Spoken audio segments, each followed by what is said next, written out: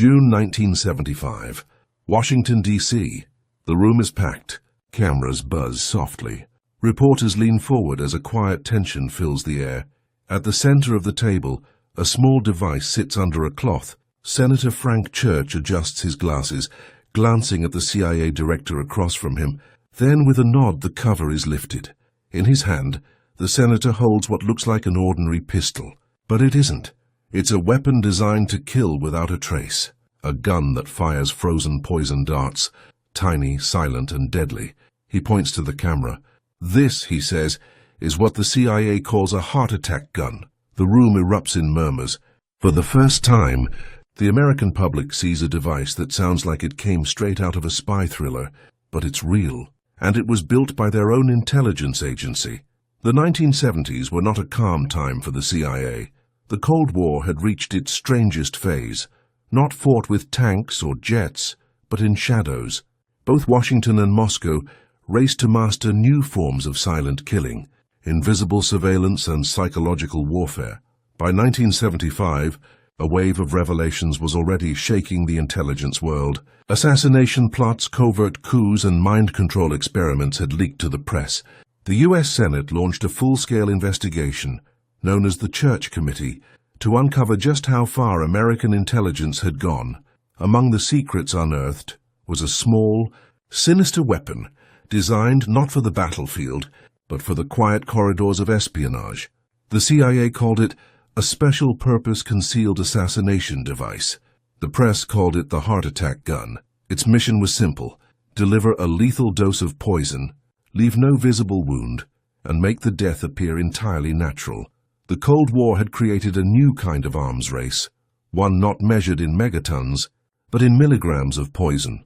In traditional warfare, traceability didn't matter. A soldier shot in combat left behind clear evidence: bullets, casings, burns.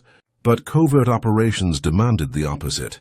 The CIA needed tools for missions where political denial was everything. If an agent could assassinate without leaving forensic proof, it meant the U.S. could strike enemies without sparking war. The Soviets had their own arsenal of poisons: cyanide capsules, ricin-tipped umbrellas, even aerosolized nerve agents. Western intelligence had to keep pace. Some of these projects fell under a CIA research effort known as MK Naomi, a biological and chemical weapons program designed to complement MKUltra's psychological experiments. Its focus was on toxins, delivery systems, and concealment. Out of that world came one of the strangest weapons ever built by an American agency, a dart gun that could end a life and vanish the evidence. At first glance, the heart attack gun looked like a .45 automatic pistol, but the mechanics were entirely different. Instead of firing bullets, it launched tiny darts, each just a few millimeters wide, made of specially milled ice containing a concentrated toxin. When fired, compressed gas propelled the dart silently from the barrel. There was no gunpowder flash, no audible report, and almost no recoil. The dart could penetrate clothing and skin without drawing blood. Once inside the body, the frozen projectile melted instantly, releasing a lethal dose of shellfish toxin, most likely saxitoxin, one of the deadliest naturally occurring poisons known to science. Saxitoxin blocks nerve signals responsible for muscle control. Within seconds, the target's heart stops. Because the toxin decomposes rapidly and leaves no burn marks or bullet holes, autopsies would find no evidence of foul play. The death could easily be recorded as a heart attack or stroke. In essence, the weapon turned biology itself into a silencer. The pistol could also be disguised. According to the Senate testimony, it could be made to look like anything: a fountain pen, an umbrella, or even a cigarette case. The CIA technician who demonstrated it, Charles Sensney, confirmed it could be fired from several feet away, accurate enough to hit a human target in the torso or neck. Its effective range was limited, roughly 20 to 30 feet. But for covert operations, that was more than enough. The compressed gas system was reusable, and agents could carry multiple darts in sealed canisters, cooled with dry ice, until the moment of deployment. Each dart carried just a few milligrams of toxin, but that was sufficient to kill an adult human in under a minute. For comparison, 1 gram of saxitoxin could theoretically kill over 1,000 people. This weapon didn't rely on shock, firepower, or explosives. It weaponized chemistry and temperature, a combination almost invisible to conventional forensics of the 1970s, creating a frozen projectile that could survive. Firing was no small feat. The engineers needed a substance that would remain solid under pressure, but melt quickly inside the body. They experimented with small amounts of water mixed with stabilizing agents, freezing it into a needle shape around a microdose of toxin. The challenge was maintaining temperature before firing, a reason why agents had to store the darts in special insulated pouches. The firing system used compressed Freon or CO2 cartridges, producing no smoke and minimal sound. The pressure had to be calibrated precisely. Too much and the dart would shatter. Too little and it wouldn't penetrate clothing. This level of microengineering was decades ahead of typical small arms design. It wasn't meant for war zones. It was designed for whispers. Saxitoxin wasn't just deadly. It was perfect for deception. Derived from algae that accumulate in shellfish, it caused paralysis of the respiratory muscles. The heart and lungs simply stopped working. Victims would die within minutes yet remain completely still. No convulsions, no outward distress. The toxin was colorless, odorless, and chemically unstable, meaning it broke down before autopsy tests could identify it. To toxicologists in the 1970s, it left almost no trace, hence the phrase, the weapon that leaves no trace. The CIA's own records listed it as Compound 1, stored in small glass ampules within their biological laboratory at Fort Detrick, Maryland, the same facility used for U.S. biological weapons research during the Cold War. The CIA's heart attack gun wasn't the only assassination tool of its kind.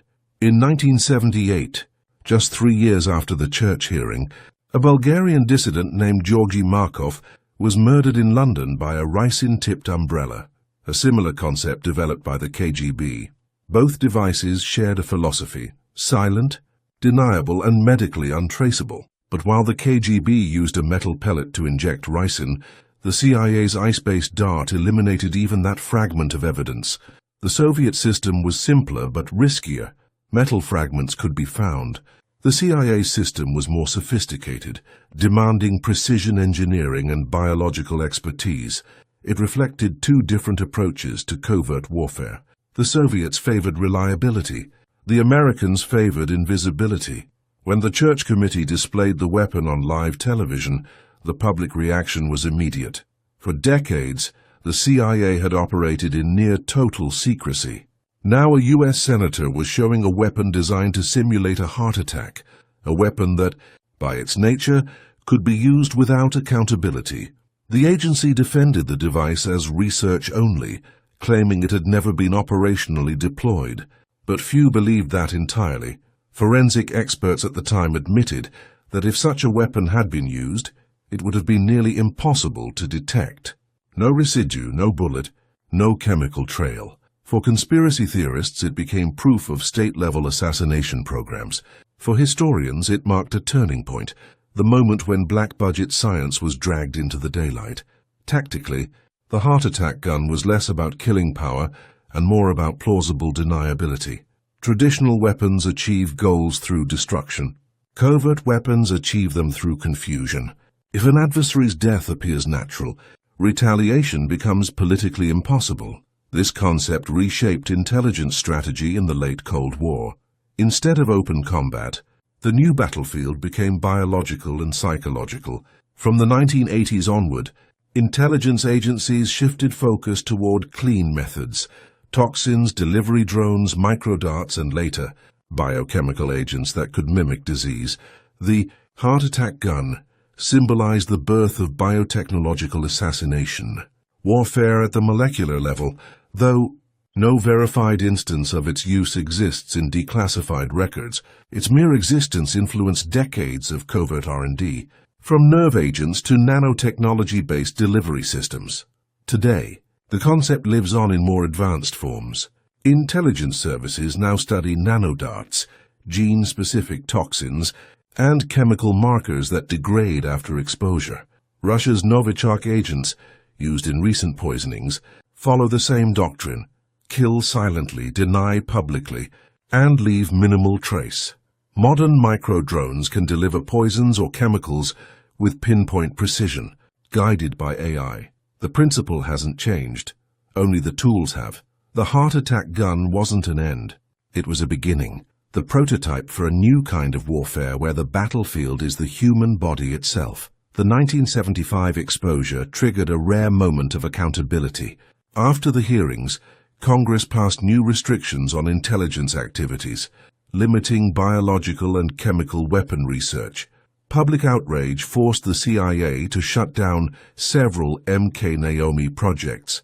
But history suggests that research never truly ended. It just became more discreet. Even today, many of the documents surrounding the heart attack gun remain classified.